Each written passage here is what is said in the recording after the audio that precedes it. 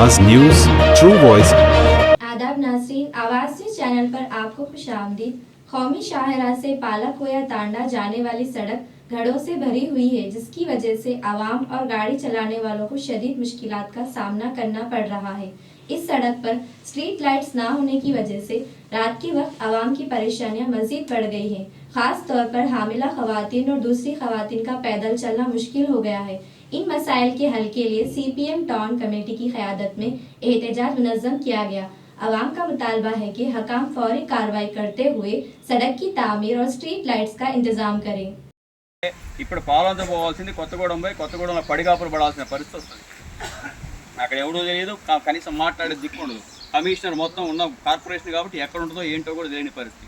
అందుకని ఒకటే మనం చెప్పేది, ఎట్టి పరిస్థితిలో కార్పొరేషన్ ఏర్పాటు అనేదైనా పాలవంచ పాలకంగా ఖచ్చితంగా పాలనా కేంద్రంగా పాలవంచ ఉండాలి.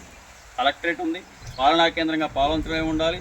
పాలవంచ అభివృద్ధి, పాలవంచలో వచ్చే నిధులు 6.5 కోట్ల రూపాయలు, కొత్తగూడెం 4.5 కోట్లు. మరి ఇక్కడ తీసిపోయి అక్కడ పెట్టడానికి అసలు ఎక్కువ నిధులు ఎక్కువ ఆదాయం ఉన్న పేరు పెడతారు తప్ప ఆదాయం లేని కొత్తగూడెం మున్సిపల్ కార్పొరేషన్ ఏ పత్రలో పెడుతున్నారు? పాలవంచ మున్సిపల్ కార్పొరేషన్ పెట్టాలి.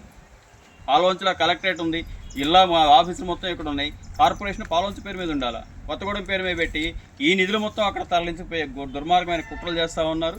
అందుకని దీన్ని వ్యతిరేకిస్తూ ఉన్నాం. ఖచ్చితంగా పాలవంచ అభివృద్ధికి కావాల్సిన నిధులు ఏవైతే ఉన్నాయో, CSR పాలసీ నుంచి వచ్చే నిధులు కానివ్వండి, ఇతరత్ర ఏ నిధులైనా పాలవంచ నిధులు పాలవంచకి ఖర్చు పెట్టే పత్రులు ఇవాళ పాలకవర్గం ఆలోచించాల్సిన అవసరం ఉంది.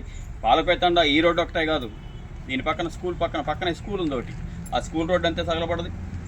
ఇటుపోతే ఈ రోడ్డు ఇంతవరకు పూర్తే కాలేదు. ఆ నవభారతోడు పుణ్యాన్ని ఎట్లా సిరిధరని రోడ్డు పడదు.